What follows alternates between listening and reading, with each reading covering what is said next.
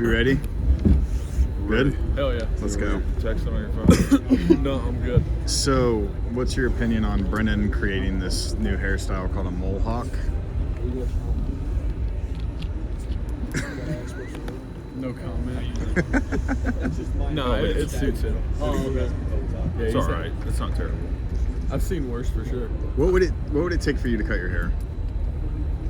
I mean, really not that much, because at the end of the day, it's hair. It'll grow back. My hair grows back really quick, too. Okay. I've just rocked this look for so long. Like, You gonna keep it for a while? yeah, I'm gonna try to do something for fall camp this year, whether get braids or like cornrows or something. But I gotta find somebody who can do it the right way. You gonna do cornrows too? As you can see, I can't do that. Cut my hair pretty short now. Joe, being from Cincinnati, what does it kind of mean to be out here and represent this university at you guys? Yeah, it's a great honor to represent the Bearcats, and especially being from Cincinnati. So I'm taking great pride in being down here and just trying to represent us the right way. What was your reaction when they asked you to come? And was it something you were expecting to do? Yeah, I mean, talking with Stipe a little bit, he kind of made it seem like I was going to be coming. So, Yeah. But I mean, I was excited. I was willing to do it, and I kind of wanted to come anyway. So I was just glad that they asked me. You've been able to play in some big time stadiums throughout your college career. Have you ever seen a practice facility like this one? No, I have not. This is really cool. Brendan said he's played here before, and yeah, it would be awesome to, if you're a high schooler or something, come playing here. Yeah, this is really cool. Gavin, Coach Satterfield's kind of talked about as good as Brennan can be, you guys will be. Just kind of the control that he has over your guys' success. How much do you believe in him to kind of carry that burden, and how much do you believe in him to lead you guys to that success this year? I believe in him a lot. I know that if I take care of the 5 guys that are up, or 4 guys that are up there with me, he'll take care of everything else. He'll get the ball to whoever needs it, whoever's open. If it's a run, he'll do whatever he can to carry out the fake to make sure we get some runs sprung. Yeah. But he'll do everything he can. You played with Desmond Ridder a little bit. What kind of traits does Brennan have that might be similar to him in just terms of being a leader and leading the offense? When it comes to leading, he's pretty similar, I'd say. He's grown as a vocal leader. I think that's something that he tried to really work on this offseason, and that's what we needed as a team for him to work on. I've established myself as a leader, but if the quarterback isn't a vocal leader, isn't a controlling leader of the whole offense, then your team's not going to be very good. And he took a lot of pride in that, and he's done really well, and he's going to do great things for us. And then, Joe, you played with C.J. Stroud. Kind of same questions. What are the similarities you see between C.J. and Brennan? Could be how they throw the ball, how they play, or just how they kind of manage themselves. Well, yeah, I'd just say, every great quarterback, they manage themselves and they manage the offense and the game well. And, I think both guys do that. CJ, obviously a great player. So being able to work with him, that was really cool. And, he's doing well in the NFL.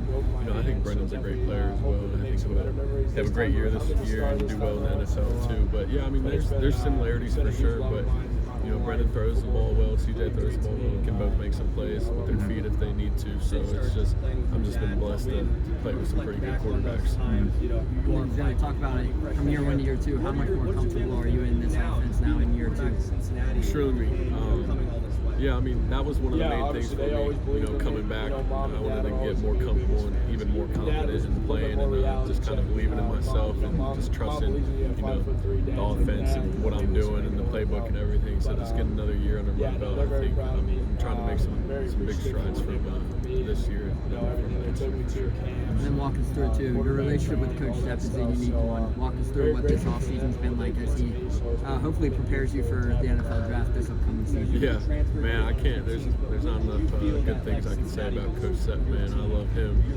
I know he loves me, and yes, he's my coach, but we're honestly we're like best friends, man. The way we interact and talk to each other, you would think we grew up together, or we're brothers or something like that. So just being able to have a relationship like that with your coach, it makes it so much easier to come in the building every day and go to work. I wouldn't want to play for anybody else. I'm so blessed that he's my tight end coach, and he does a good job of being a coach as well. He's taught me a lot, helped me get better as a player and a person as well. And just spending every day with him this offseason, just trying to go out the right way this year.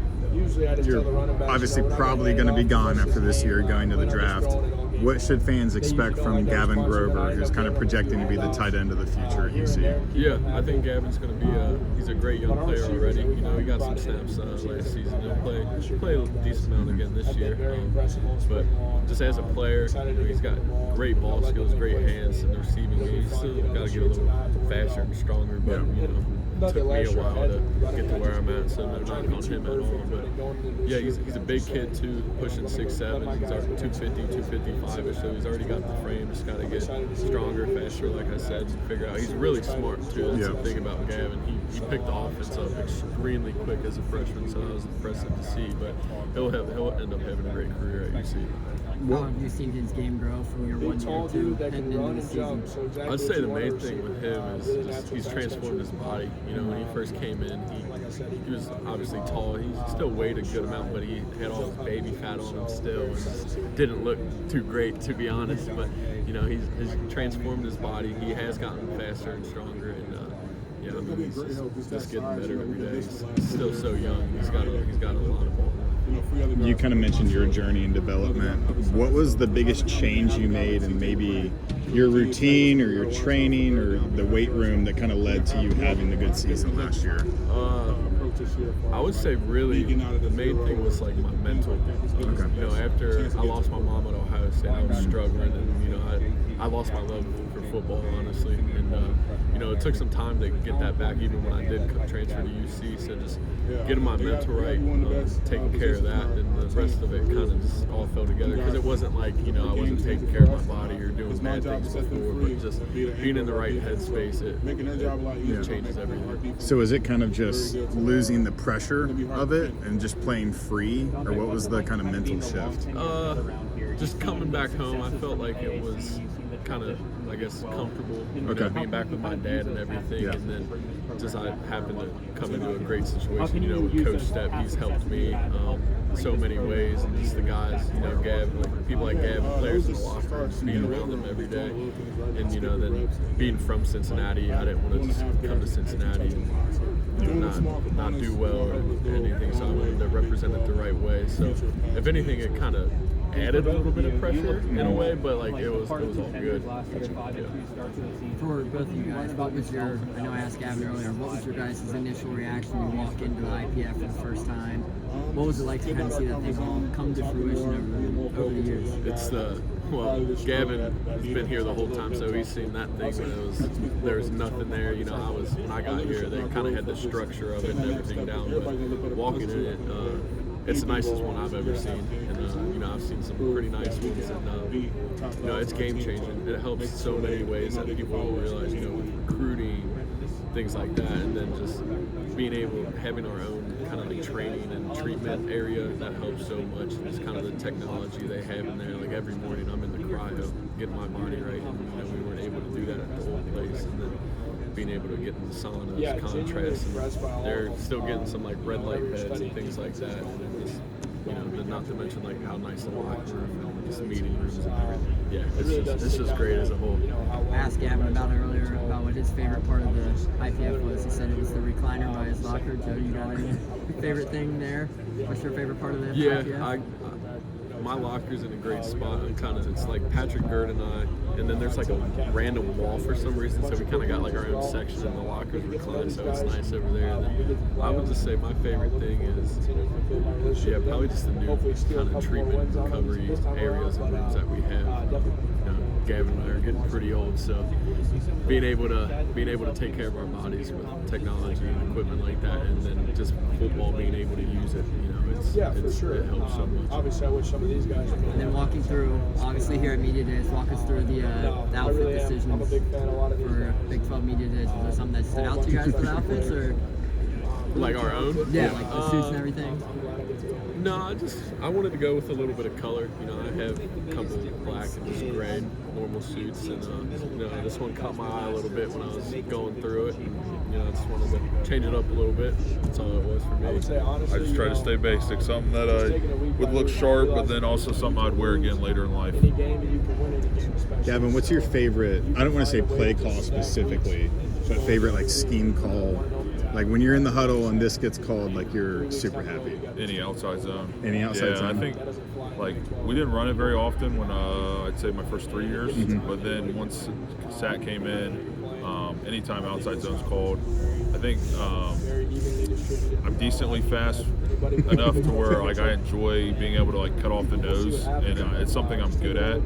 So like anytime something like that's called, something that I really can like showcase my skills on, or help to spring a play loose, I think that's where I strive the best. I think that's probably my favorite. Yeah. So you've probably seen the videos of Jason Kelsey and other linemen being like 25 yards downfield on a run play. Yep. Is that like what you strive for? Is that your favorite kind of thing to do? 100%. I would say like, and some of those calls where he'd be pulling in instances where he's literally working up to like a safety. The only time that I get an opportunity to do something like that, it's like on a screen. I think I had 3 or 4 good blocks on screens last year, and then I had one that like if I would have got it, probably would have been like a 65-yard touchdown.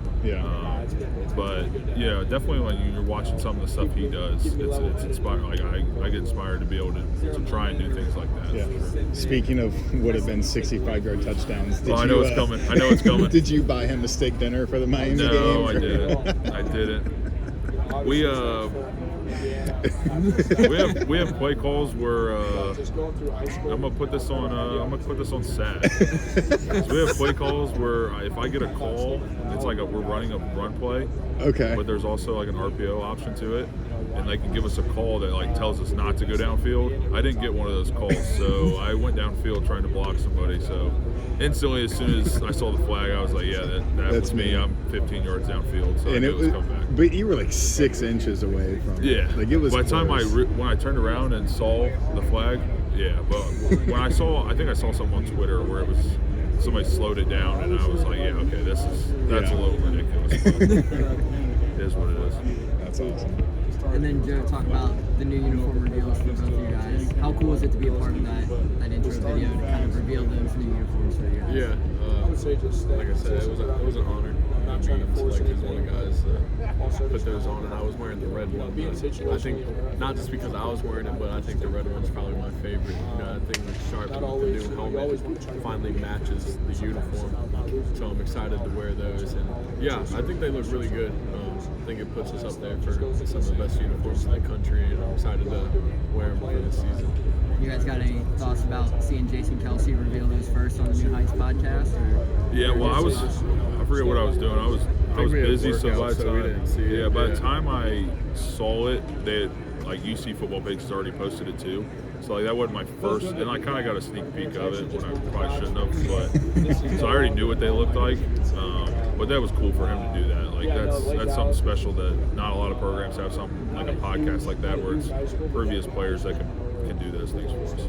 What does it mean to have those alumni like Jason and Travis really kind of show their support for this program, and what branding is able to do when you have those two alumni who are willing to donate and give everything back to the university? It means everything to have people support, no matter if it's random fans or donors or past players. But when it's past players, guys that have stood in the same locker room-ish as us, that's amazing to have their support. B. Cook we flew out yesterday. B. Cook was in the indoor, checking out the new indoor, getting a workout in with his Kansas City Chiefs helmet on. So to see those guys around, to admire what they built that facility, it's awesome. Does seeing B. Cook, who's been in the league for like 2 years, make you feel like you've been at UC for a long time? Yeah, because I literally I played 2 years with him. So yeah, he's been in there for I think this maybe 3 or so. I don't know which it is. Yeah. But it makes me feel a little knowing that he's already in the NFL, established himself as a really good football player. Definitely adds a little bit of age. What's the funniest thing Coach Cardwell's ever said to you? To me? Yeah. I have to think about that. Nothing NSFW. Huh? Nothing not safe for work.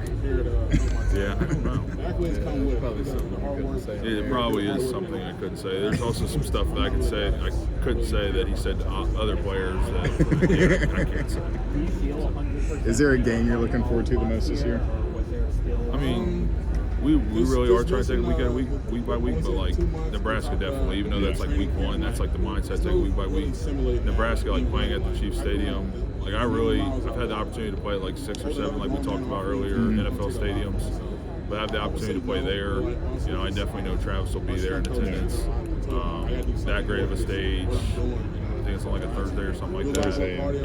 It'll be a great opportunity. And to start off the season with an opponent like that, it'll be awesome. Do you guys kind of feel the pressure of like how that can catapult the season, getting a big win in week one like that? 100%. If we start off strong and we play to the ability we can, and we can have a successful season. Like if we start off strong, that's the whole thing. If we can start off strong and get that first win, especially a win like that under our belt, I think we'll be really successful. I talked to Coach Glenn, Joe, and he said you guys are trying to keep the self-inflicted wound plays under 15% of total like team period snaps because that was just such an issue the past 2 years.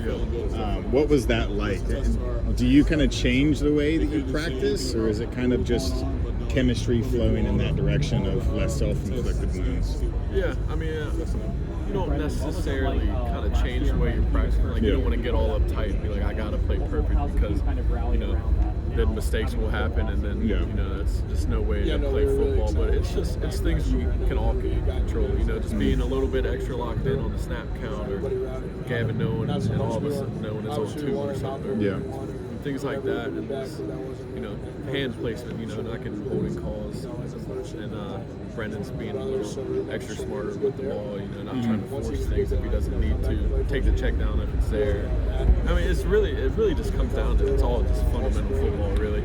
It's not like any earth-shattering things that we're doing to try to, you know, be under that 15% mark. It's just play the game the right way, just play nice, clean football, really all it is.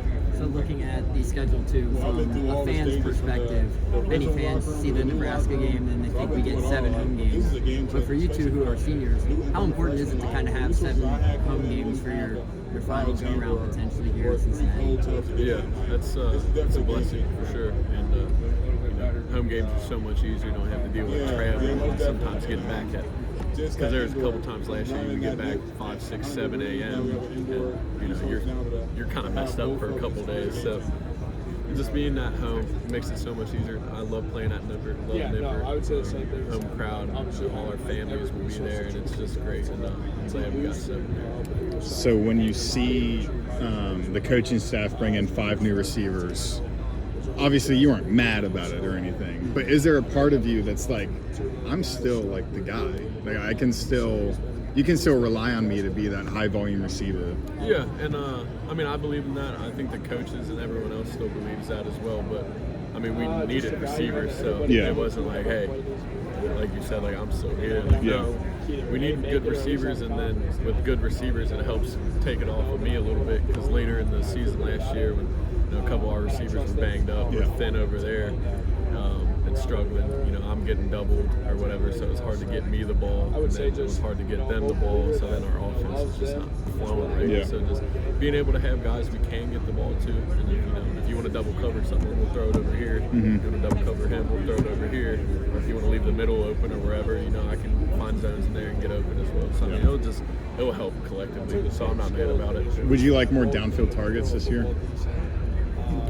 I mean, yeah, the easy answer is yeah. I mean, I love getting the ball, getting the chance to get the ball in my hands. I feel like I can make things happen, but, you know, there's so much that goes into being able to, you know, catch a pass. O-line's got to hold up. Brandon's got to, you know, make the right read. I got to make the catch and everything. And, you know, I got to get open as well. So, you know, it really doesn't matter unless, you know, kind of all things are clicking. But, I mean, yeah, if I can. And then are you going to try to recreate your one-handed higher ground catch that you had last year? Man, I forget who I was talking to. I think that's probably the best catch I've ever had in my life. I didn't really understand what I did on the field, like during the time. I knew it was something little like funky, but then after going back on the film and actually like watching it, I've never done something like that. But to be able to do that in the game would be cool. But, you know, if I don't have to catch it like that, man, I'll just. I mean, just two-handed, because that counts as one reception, and so does one right here. So I mean, it's all good. Gotcha. Speaking of the wide